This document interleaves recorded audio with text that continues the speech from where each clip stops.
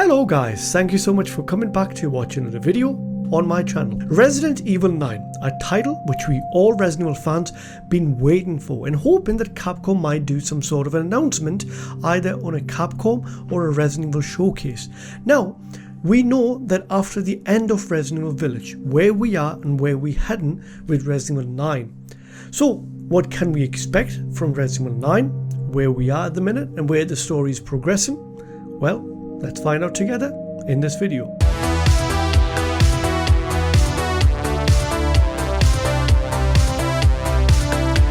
Now if you do end up liking the video I made for you, do give me a thumbs up and subscribe to my channel. It would allow me to make more of these videos for you guys. After the end of Resident Evil Village, Winter's storyline was concluded with Ethan sacrificing himself to save his daughter.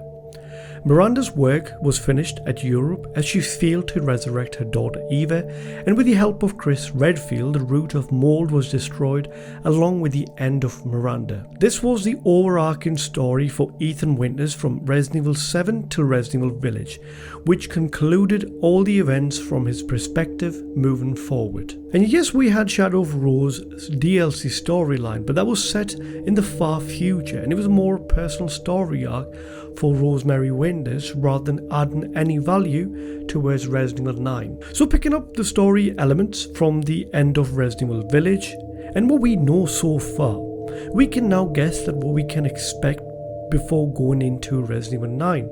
And here's a list of information we know since the end of Resident Evil Village. Now, according to the previous leaks from a known leaker known by the name as Dusk Golem, that Resident Evil 9 has been in development since 2018 and will wrap up the storyline that began in Resident Evil 7. Furthermore, in the same leak, it was confirmed that the game is expected to take place in a Western-style ghost town, bringing a new and exciting setting to the franchise, and is expected to have the biggest budget in the series history. Following the success of recent remakes and the critical acclaim of Resident Evil 7. This means it opens a lot of possibility for the scope of the game. For example, a lot more exploration can be expected with the amount of investment has been done on this game. Furthermore, if we take those rumors as accurate, and then we can expect this game is going to arrive in 2025, which means that this title would have had at least 7 years of development time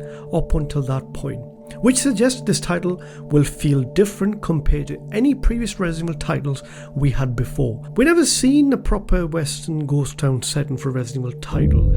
We've seen a bayou setting, we've seen urban city, but I think ghost town would give that sort of a vibe where we can expect mythical creatures, sort of monsters in Resident Evil 9, and also it would add more scare element to the game, because if you play in that sort of setting, it would automatically feature that the game would be more scary compared to any previous Resident Evil titles we had before. Plus, largest budget means that Capcom is quite confident in the game that they are willing to spend that much money on this title. This story was clearly concluded, even if you consider Resident Evil Village DLC, which was, to be honest, a personal journey for Rosemary Winters, which further solidifies that we might not be getting the same characters we've seen in the previous Resident Evil titles, and we might be getting a brand new protagonist in Resident Evil 9. Chris seems to be heading against BSEA's headquarters in Europe, so he might be making a return in Resident Evil 9.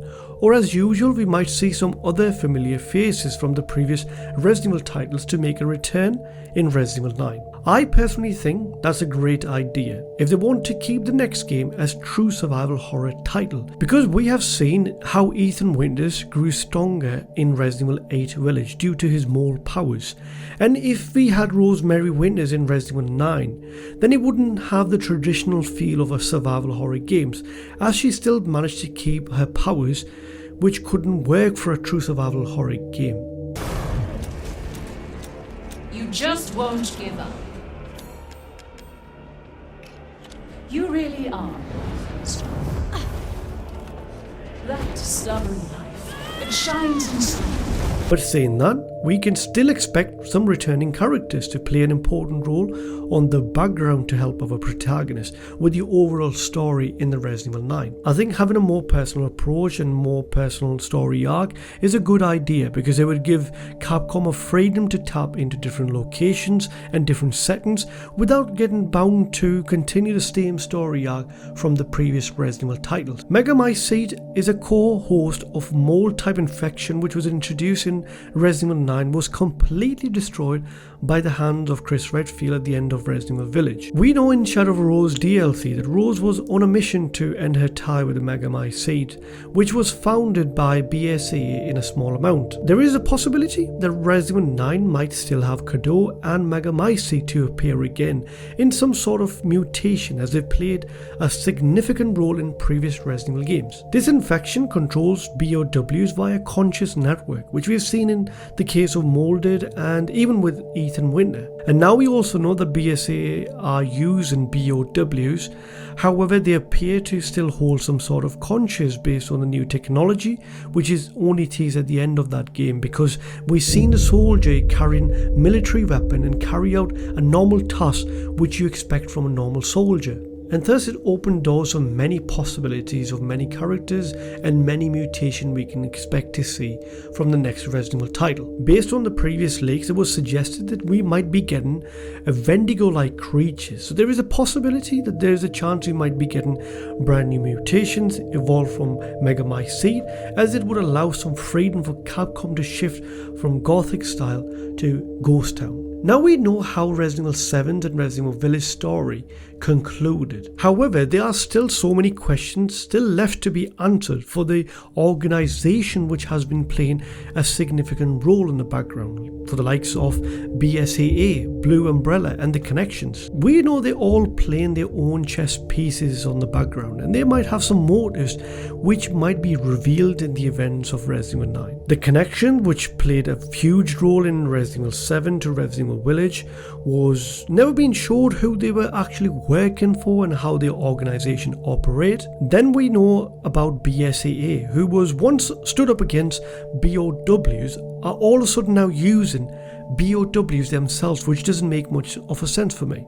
And we have Blue Umbrella, who's a new reformed company by the same previous Umbrella workers who used to work on the experiments, now all of a sudden turn good and want to take out the Connections. It's just these organizations doesn't make much of a sense on the background as what they're trying to play and what they're trying to achieve. Now all of these questions will be answered in the events of Resident Evil 9. I personally covered a video myself around BSAA because I do believe they've been behind everything what has been going on since Resident Evil 7. However, we'll find out soon enough once we manage to get hands-on on Resident Evil 9. So what do you guys think about the points I've mentioned in the video? If I missed any, please do let me know in the comment section down below in this video. So that's it for the video, guys. I'll catch you again with another video on my channel. Until then, look after yourself. Have a good one.